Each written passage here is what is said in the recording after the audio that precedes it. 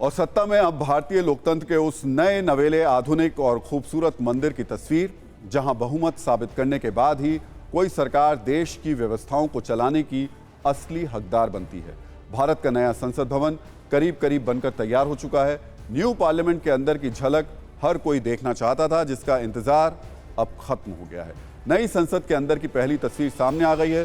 तस्वीर में संसद के दोनों सदनों, लोकसभा और राज्यसभा का लेटेस्ट लुक आप देख सकते हैं।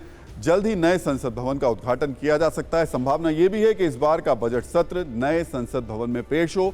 हालांकि सरकार या लोकसभा सचिवालय की ओर से इस पर अभी तक कुछ कहा नहीं गया। नए संसद भवन में लोकसभा का सदन हरे रंग की थीम पर है और फ्लोर प्लान राष्ट्रीय पक्षी मोर की थीम पर है। लोकसभा में एक बार में 888 सीटों की क्षमता है।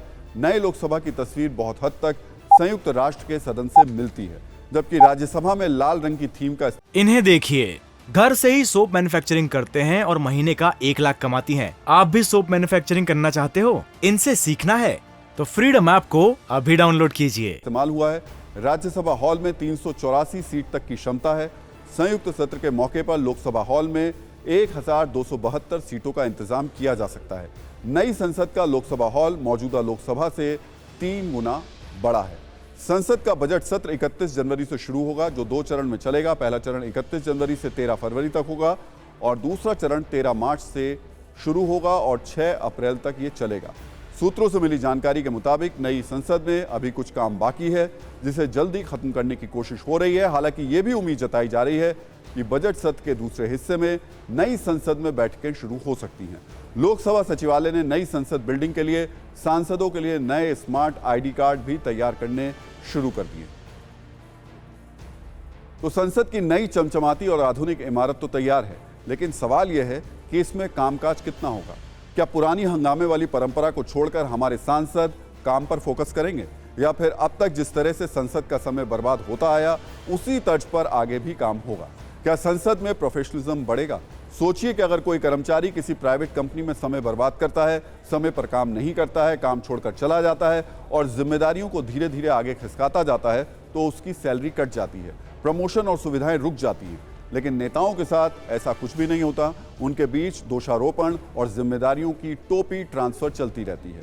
नेता तो यहां तक दावा करते हैं कि वो जो हंगामा कर रहे हैं वो भी जनता का काम है, जनता की आवाज उठाने का ये एक तरीका है। लेकिन हमारा सवाल यह है कि इसमें कहीं तो बैलेंस भी होना चाहिए और जवाबदेही भी सुनिश्चित की जानी चाहिए। अगर संसद में कामकाज को लेकर आंकड़ों के हिसाब को देखें तो संसद में बैठकों का सिलसिला कम हो गया है। टीआरएस लेजिस्लेटिव के आंकड़ों के अनुसार 1952 से 1970 तक लोकसभा में एक साल में औसतन 121 बैठकें होती थी। साल 2000 के बाद बैठकों की संख्या 68 हो गई।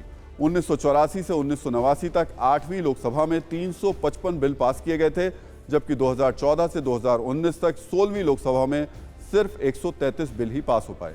2009 से 2014 तक 15वीं लोकसभा में 37% वक्त बर्बाद हुआ था, जबकि 2014 से 2019 के बीच राज्यसभा का 36% समय बर्बाद हुआ।